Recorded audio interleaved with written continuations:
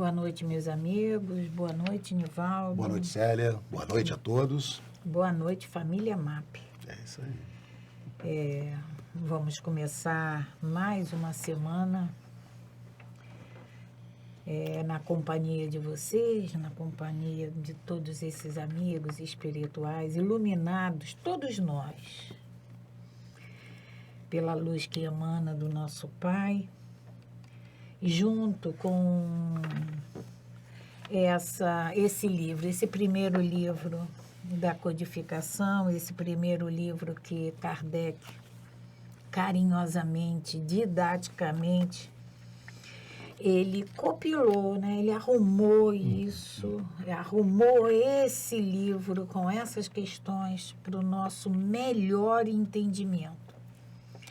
Por isso... É importante, né, Célia? Essas questões, o Livro dos Espíritos, nós estávamos comentando, inclusive, antes agora da gente começar a gravação, que a primeira versão foram 500 e poucas 500 questões. E poucos, Depois é que ele foi ampliado para 1019. E essas questões, né, Célia, algumas foram propostas por Kardec, outras ele recebeu. Mas o mais importante é que todas as respostas elas foram enviadas de vários pontos do globo. Do globo. Né, de centros espíritas, mensagens enviadas por espíritos, psicografadas, e Kardec só arrumou. É por isso da credibilidade dessas respostas. Porque não foi um médium que incorporou um espírito e que deu essas respostas. Foram vários médiuns incorporando espíritos em vários pontos do globo que deram essas respostas. É a mesma coisa, nós temos o exemplo aqui, Nivaldo, do meu livro e do seu livro. As palavras, elas podem ser diferentes, como são, mas o sentido, a ideia, o ensinamento é o mesmo. Tem que ser o mesmo. Assim foi a resposta que esses espíritos de todo o globo enviaram para Kardec e ele arrumou. E é sempre importante a gente lembrar, né, que Kardec, do alto de sua humildade, ele disse que se um dia a ciência discordasse de algum ponto, de alguma fala escrito dele, que nós ficássemos com a ciência. Tá. E abandonasse o que ele havia escrito. Só que até hoje nada foi contestado. E isso aí, vamos lembrar, né, dar esse enfoque. Isso aí numa época em que ciência e religião eram adversários. O que a ciência falava, a religião contradizia. O que a religião falava, a ciência vinha e era contra. E Kardec disse isso, e como você bem falou, lembrou da humildade dele. Que ficasse com a ciência. Ou seja, ele nunca quis ser o dono da verdade. Exatamente, que abandonasse o que ele havia dito. Porque ciência é a ciência. Né? Então, e até hoje nós não tivemos nenhum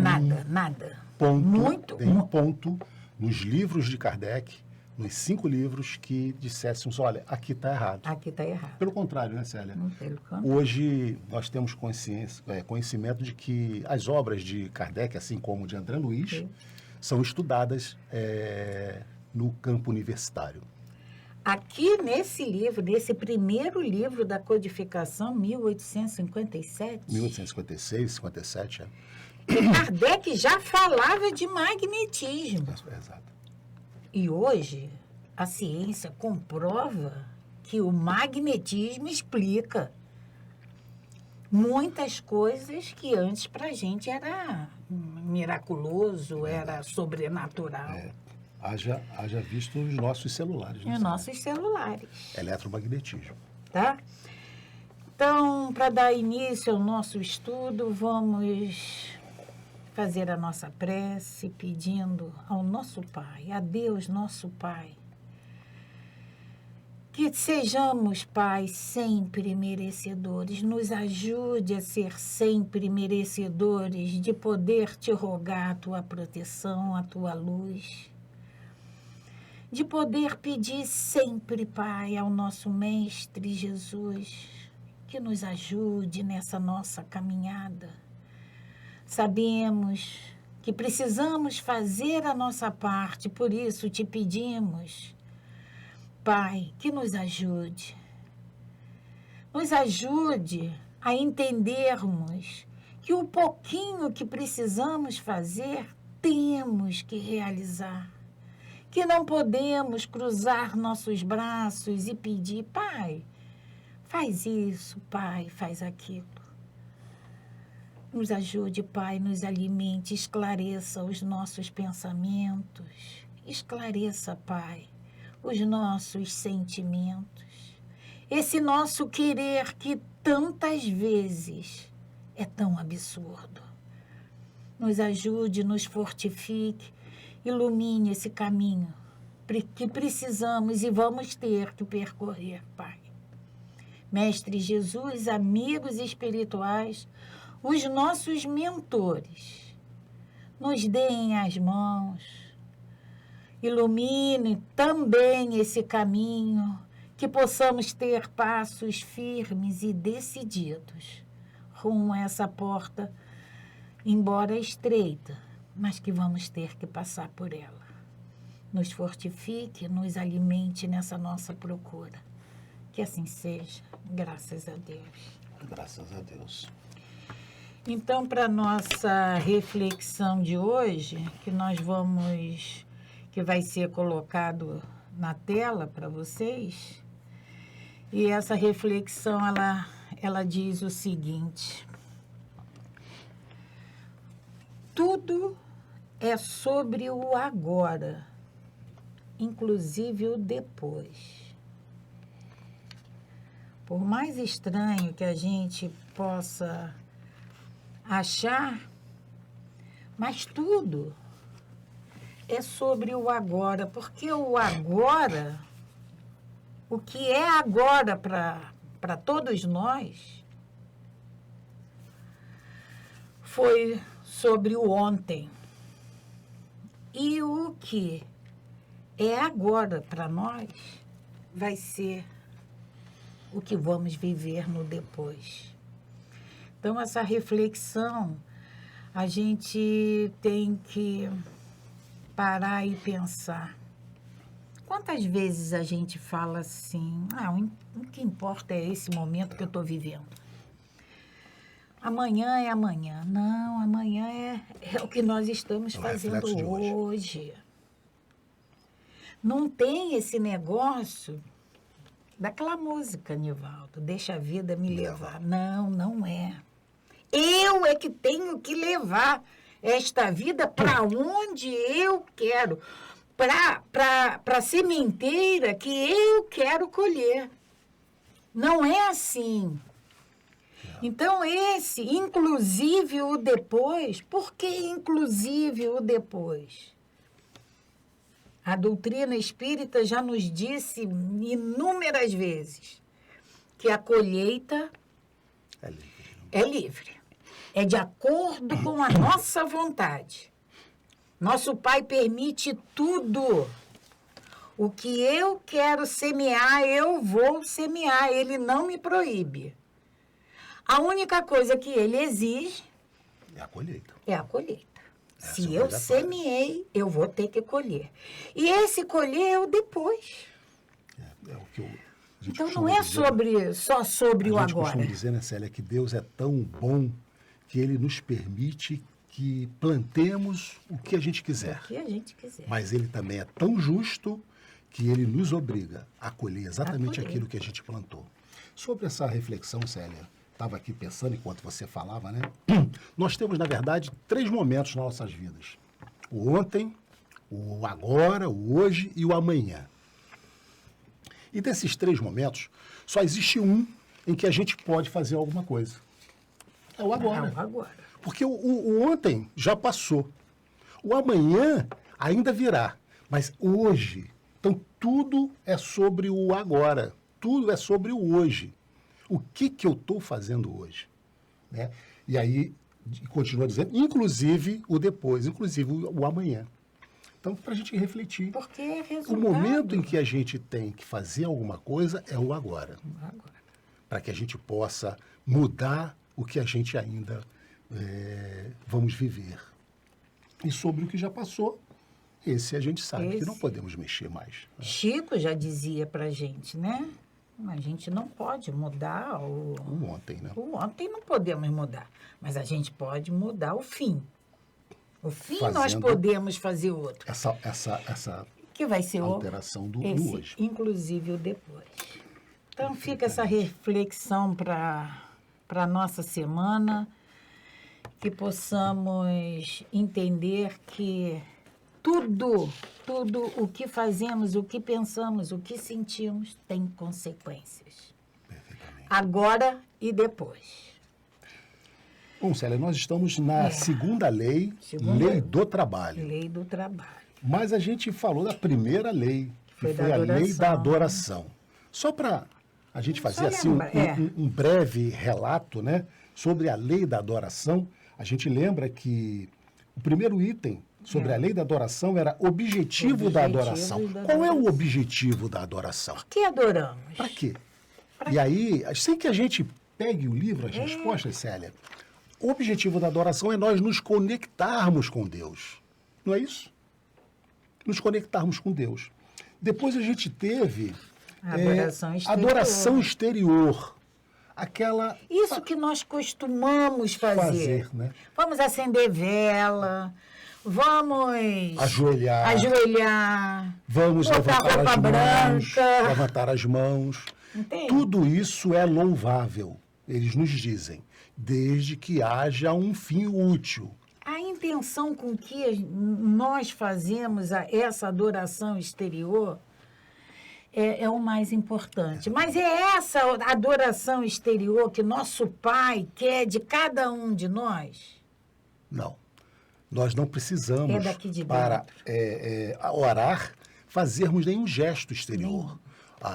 É importante que a gente entre no nosso quarto, entre dentro de nós, e não precisamos, na verdade, nem falar, né, Célia? Nem falar. Depois nós falamos, Célia, sobre vida contemplativa. É agradável a Deus aquelas pessoas que vivem numa vida contemplativa? Não só orando, oram o dia inteiro. Oh, meu Deus, todo glorioso, Pai onipotente. Só isso. Então, olha só. Os homens que se consagram à vida contemplativa, não fazendo mal algum e só pensando em Deus, têm algum mérito aos olhos de Deus? Eles respondem, não. É preciso que a gente coloque as nossas mãos para o trabalho. Já dizia Francisco de Assis que é muito mais importante as mãos que trabalham do que as bocas que oram. Depois nós falamos sobre a prece, Célia. E falamos sobre as 3 possibilidades da prece, né? O louvar, o pedir e o agradecer. E que a gente está muito dentro das nossas condições atuais, né? De espíritos viventes no mundo de prova e expiação, ainda somos pedintes. Ainda somos pedintes. A gente precisa mudar, pelo menos para agradecer aquilo que a gente já recebeu, aquilo que a gente já tem da vida. A nossa própria vida, o nosso oxigênio que respiramos, né? Acordarmos de manhã já agradecendo por esse novo dia. E nós encerramos, falamos sobre politeísmo. A crença, a crença em vários deuses, depois a aparição de povos em que eles entendiam um Deus único, e hoje nós já temos essa condição de entendimento. E finalizamos, Célia, falando sobre sacrifício. Falamos sobre sacrifício, né? Sacrifício de animais, sacrifício de humanos, para agradar a Deus. E por que isso, né, Célia? Porque nós ainda temos essa necessidade material e nós aí transmutamos essa necessidade para a espiritualidade. Porque a gente poderia dizer, né, Célia, você fosse fazer aniversário e falar assim, Célia, eu vou te dar um presente, eu vou fazer uma prece para você. Será que você ia ficar satisfeita? Pois é. Vocês iriam ficar satisfeitos em receber como presente de aniversário uma prece? Talvez não. Talvez não. E Muitos não. Talvez... Muitos não, né? Muitos não. Então, essa necessidade que nós temos de receber o material, a gente transmutou para a espiritualidade. Então, o homem começou a oferecer essas, em sacrifício, coisas materiais para a espiritualidade. E hoje se faz ainda até hoje, né? Lá para os judeus, para os hebreus, né? Eles tinham o carneirinho, sim, a ovelhinha, para se oferecer em sacrifício. E eles ficavam com ela, com aquele filhotinho, uma semana dentro de casa, cuidando, adorando, amando, cuidando com todo zelo aquele bichinho. Ou seja, criava-se um vínculo afetivo. Um vínculo afetivo. Ao final de uma semana, esse animalzinho era sacrificado. Era uma maneira de mostrar, eles achavam que era uma maneira de mostrar a Deus toda a sua adoração. São esses sacrifícios que hoje o Livro dos Espíritos vem nos dizer que nada disso é importante. Nós falamos aqui na prece como o maior presente. E, na verdade, é. E a gente sempre fala assim, eu já fiz tudo, agora só rezando. E, na verdade, é o contrário. Diz, né? A gente primeiro reza e depois a gente... E aí, Célia, nós entramos na segunda lei, que é a lei do trabalho. E aí nós tivemos, estamos ainda, né? Necessidade do trabalho. Será que há uma necessidade do trabalho? Nós vimos, né, que a primeira pergunta que Kardec faz, né? Ele diz, a necessidade do trabalho é uma lei da natureza? E eles respondem, o trabalho é uma lei da natureza. Por isso mesmo constitui uma necessidade. E a civilização obriga o homem a trabalhar mais, porque ela aumenta suas necessidades e seus gozos. Ora, aumenta as nossas necessidades e aumenta os nossos prazeres, porque nós estamos sentados hoje numa cadeira. Poderíamos estar sentados no chão. Essa cadeira gira. Estamos falando com vocês através de uma câmera que foi desenvolvida através de trabalho, né? Então, o trabalho traz essa possibilidade de nós termos suprida as nossas necessidades. E aí, Nivaldo, porque a lei do trabalho, antes de termos contato com essas leis naturais, quem de nós iria imaginar que trabalho é uma lei de Deus? Não é uma lei criada pelo homem. Não foi Getúlio Vargas, na CLT, que criou o trabalho. O trabalho é uma lei de Deus. Todos nós temos a necessidade do trabalho. E aí, Célia, você veja que a terceira pergunta que Kardec faz, né? Por que o trabalho é imposto ao homem? Por que é imposto ao homem, né? E eles respondem que é uma consequência de sua natureza corporal, uma expiação e, ao mesmo tempo, um meio de aperfeiçoar sua inteligência. Nós estamos num mundo de prova e expiação, gente. Então, é preciso que a gente produza, que a gente desenvolva. Nós costumamos falar, né, Célia, no Evangelho, muito isso, que nós somos co-criadores. Co-criadores. Nós somos co-criadores de Deus. Por quê? Porque nós recebemos essa terra, não tinha nada. O que tinha na terra? O que tinha, né? Os oceanos, as árvores, os minérios, os 3 reinos. O reino mineral, o vegetal, o animal e o hominal. E o homem, com a sua inteligência, ele descobriu o fogo. Mas agora nós já temos um fogão, com acendedor elétrico. Com acendedor. Por quê? Porque a natureza nos possibilitou isso através do nosso trabalho. Se nós estamos, como falamos aqui, sentados numa cadeira, se nós temos hoje um automóvel, uma motocicleta ou energia elétrica, isso tudo veio de pesquisas de trabalho. E vamos lembrar que esse trabalho dois tipos de trabalho, né, Nivaldo? O trabalho remunerado, que Sim. esse daí nós precisamos para a nossa sobrevivência das coisas materiais necessárias, que nem sempre a gente se contenta só com o necessário. E o trabalho útil. Essa lei de Deus, esse trabalho vai se referir a esses dois tipos. Os dois tipos de trabalho. E aí, Célia, seria exatamente a questão 675, quando Kardec pergunta, só se deve entender por trabalho a ocupação material? Pois é, a ocupação material... Só aquele trabalho remunerado? E eles respondem, né? Não, o espírito trabalha assim como o corpo. Toda ocupação útil é um trabalho. Então, nós, em repouso, o nosso corpo está trabalhando, o nosso corpo a circulação sanguínea está se fazendo, os nossos pulmões estão funcionando, os nossos movimentos peristálticos estão funcionando. Então, o nosso corpo está trabalhando. A nossa mente está pensando.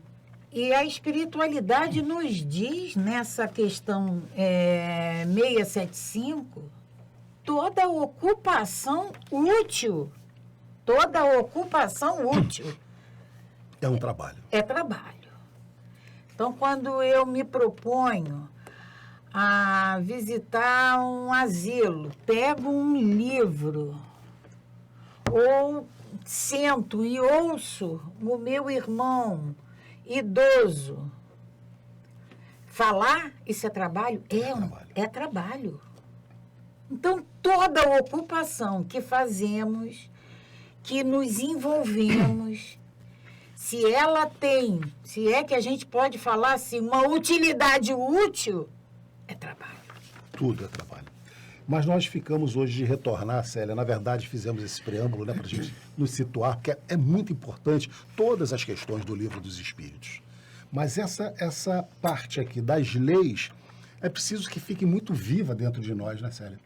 Porque vai fazer toda a diferença nas nossas vidas daqui para frente, esse entendimento.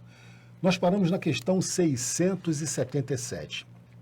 E Kardec, então, pergunta, voltando realmente ao nosso estudo de hoje. Por que a natureza provê por si mesma a todas as necessidades dos animais? Porque nós trabalhamos, né? Kardec pergunta, e os animais? Como é que faz?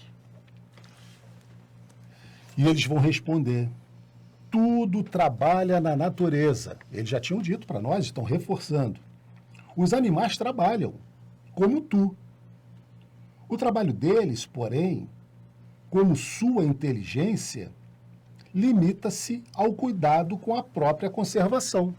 Mas eles trabalham. Nós falamos agora que mesmo em repouso nós estamos trabalhando, estamos pensando. Aqui esse trabalho, como a espiritualidade nos diz, como tu, no meu livro está assim, como tu trabalham os animais. O trabalho deles, de acordo com a inteligência de que dispõem, se limita a cuidarem da própria conservação. Aqui nessa casa, quantas vezes eu chego aqui e eu encontro a reclamação? Porque o gambá veio e virou o lixo todo, espalhou. Aquilo ali é só brincadeira dele? Não.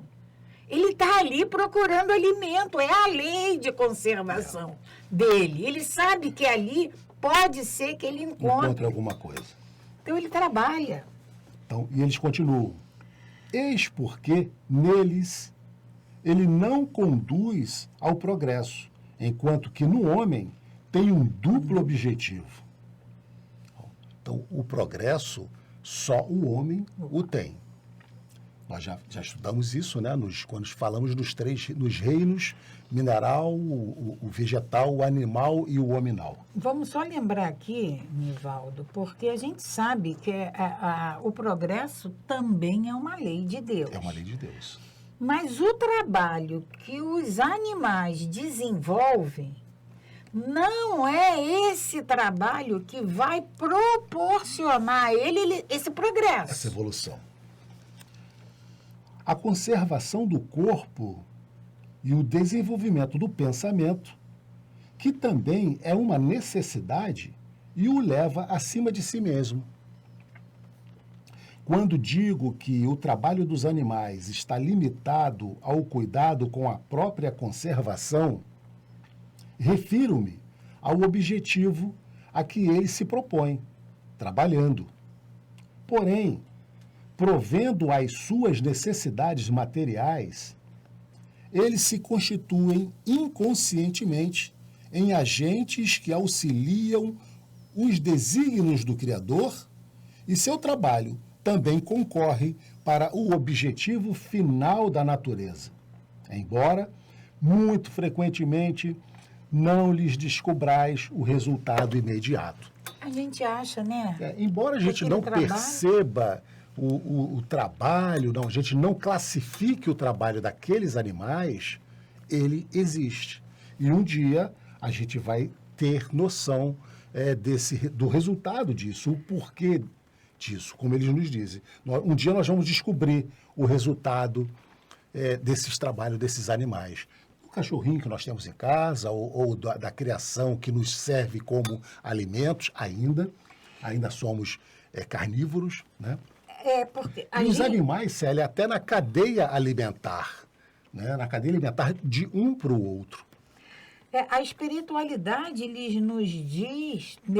estão nos dizendo aqui dessa necessidade de conservação. Esse trabalho desses animais, eles visam só as suas necessidades aos nossos básicas, olhos, né? As suas necessidades materiais. Mas depois, nós vamos com o nosso próprio desenvolvimento, amadurecimento, progresso, nós vamos descobrir que esse atendimento às suas necessidades materiais não é em vão. Até porque hoje a gente pode não perceber isso, mas o que nosso Pai faz, nada é por nada. Tem sempre uma finalidade, tem sempre um objetivo, tudo é útil. Tudo está encadeado na natureza.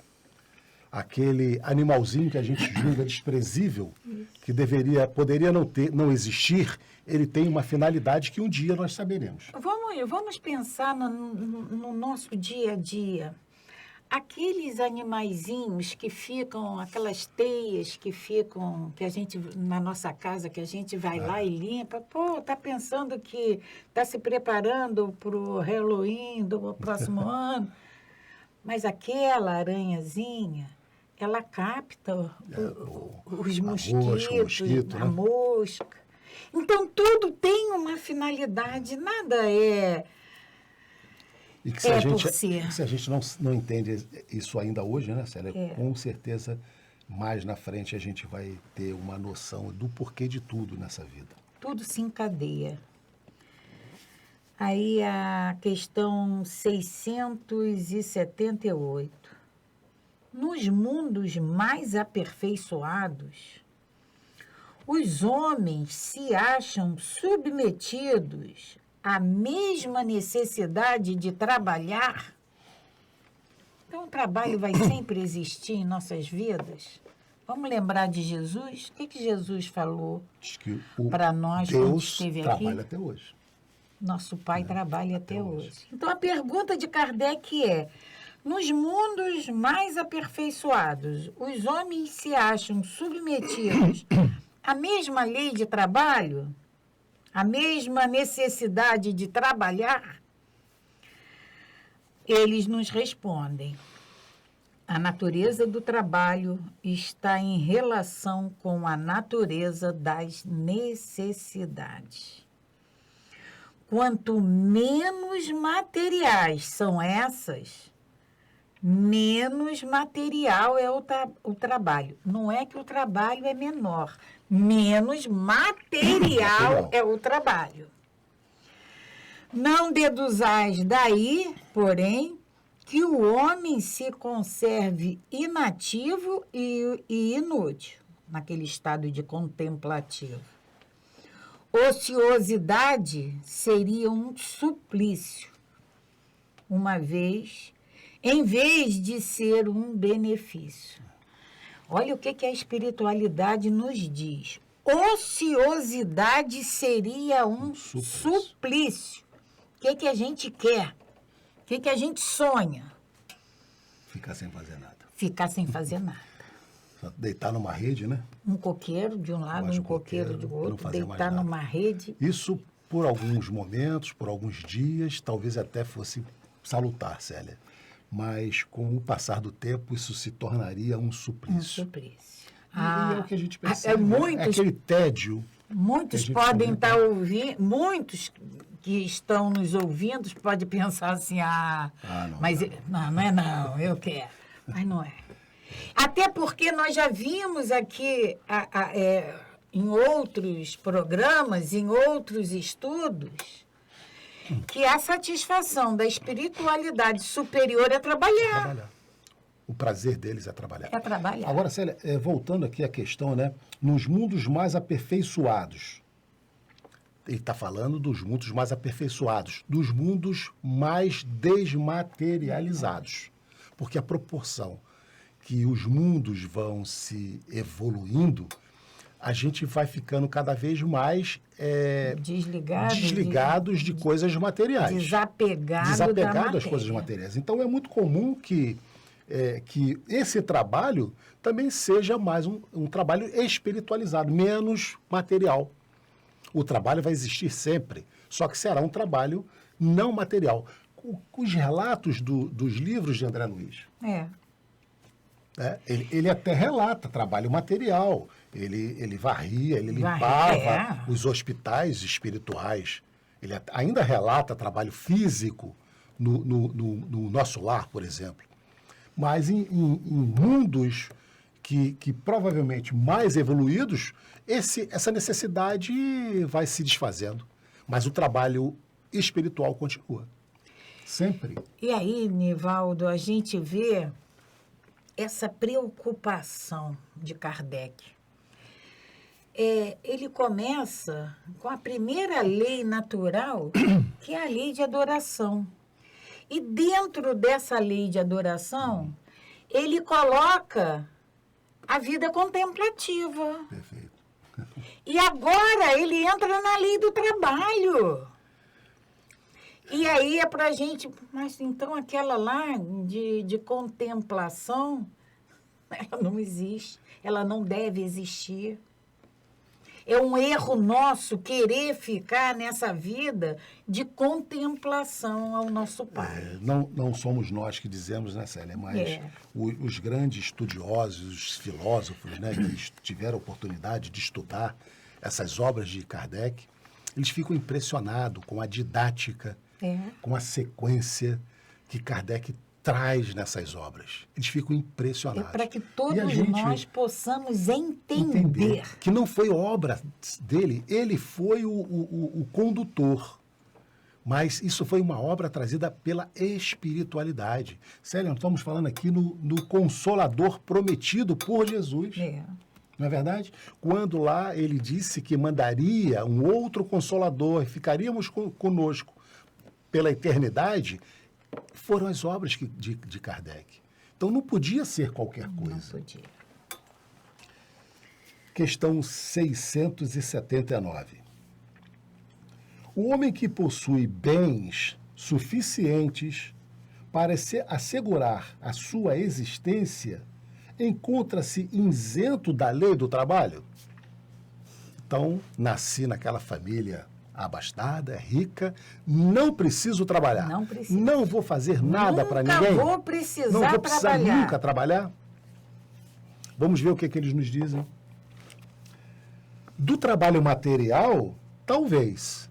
Nós falamos há pouco tempo do trabalho remunerado, que é esse trabalho material, e do trabalho útil.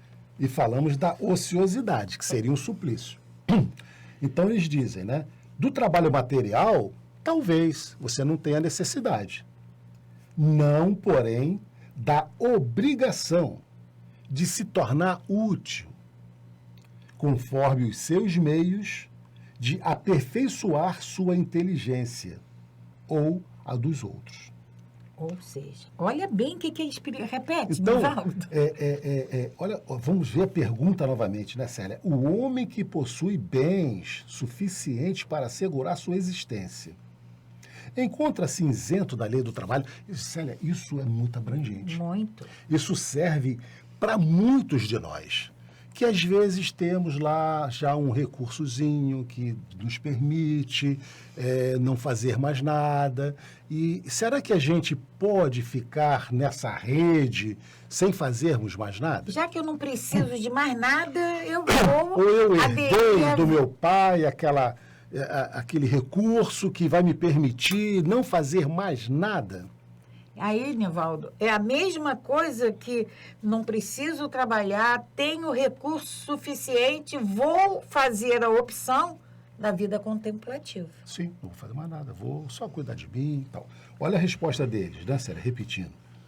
Do trabalho material, talvez. Talvez. Você já tem recurso, então, trabalho material você não precisa fazer. E ainda assim a espiritualidade fala talvez. Ela não dá a certeza. Não, porém, da obrigação de se tornar útil. Então, eu posso até não querer mais trabalhar porque eu julgo que tenho recurso suficiente para viver. Mas eu não posso deixar de ser útil para a sociedade. Eu preciso utilizar o meu corpo, a minha vida, para o bem da humanidade. Nem que seja aquele parente que esteja precisando, Célia, aquele vizinho, eu tenho que fazer alguma coisa. Conforme, e essa utilização vai ser conforme os seus meios. Então, se eu tiver condições de ajudar um vizinho, ou ajudar um parente, uma mãe, um irmão necessitado, né? Conforme os seus meios, de aperfeiçoar sua inteligência ou a dos outros. Eu posso, Célia, ser voluntário para ensinar alguém a saber a ler e escrever numa terceira idade. Olha só, eu estou usando aqui a minha inteligência. Né? O que também constitui um trabalho. Trabalhando assim, nós vamos estar sendo útil. Se o homem, a quem Deus atribuiu bens suficientes para assegurar sua existência, não está constrangido a se alimentar com o suor do seu rosto, a obrigação de ser útil aos seus semelhantes é tanto maior. Então, olha, se eu não preciso do meu trabalho para me alimentar, a minha obrigação de ser útil é muito maior. É isso que eles estão nos dizendo. Para ele, quanto mais tempo livre possui para fazer o bem, em consequência da parte que lhe foi previamente concedida.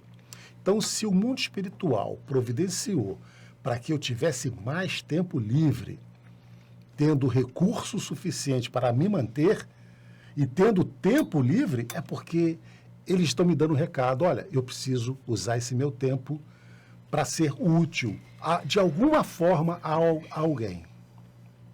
A gente esquece... Fica para a gente pensar aí. Né? Porque muitas das vezes a gente esquece, Nivaldo, nos ensinamentos que a gente recebe. Não existe privilegiados na criação. Não existe. Deus, nosso Pai, ele não prefere fulano a beltrano, não. Se fulano tem condições de se manter sem trabalho, não precisa trabalhar porque ele tem recurso suficiente. E beltrano precisa trabalhar, precisa ir muito, acaba o salário e sobra mês, sobra dias. E no outro, o mês acaba e o salário ainda praticamente intacto. Porque Deus prefere aqui do que aqui? Porque nosso Pai tem preferência? Não, não tem. Então, esse que tem muito, ele precisa parar e refletir. Por que que tudo me é tão facilitado quanto para o meu irmão, tudo é tão dificultado. Não é à toa. Assim como aquele lá tem que se resignar, tem que aceitar essa condição e batalhar para sair dela, esse daqui também tem que pensar por quê. É para eu ficar nessa vida contemplativa, quando eu sei que o trabalho é uma lei de Deus, quando eu sei que todo trabalho com uma finalidade útil é o que interessa, e eu vou ficar assim. Aí a gente lembra, Nivaldo, muito vai ser cobrado. Aquele muito foi dado. Daquele que muito é dado. A informação está aqui. A espiritualidade vem nos dizendo isso. Quem muito recebeu, né, Célia, vai ter que prestar conta proporcionalmente ao que recebeu. Então, quem muito será cobrado, a quem muito foi dado. Foi dado. Então, esse que tem uma condição excepcional, não pode esquecer que o seu irmão do seu lado está necessitando do seu auxílio. Dentro da lei do trabalho, nós vamos ver ainda aqui, vai ter uma questão que Kardec vai perguntar, e eles vão responder que nós temos que trabalhar no limite de nossas forças. Isso serve, né, já antecipando, para que a gente possa... Porque tem muita gente que diz, mas eu já trabalho muito. Eu já trabalho muito, eu acordo, eu tenho que fazer tanta coisa na minha casa, para mim. Ótimo. Mas eles nos falam aqui desse trabalho para terceiro. O que estamos fazendo para terceiros. O nosso trabalho conosco ok, precisamos fazer.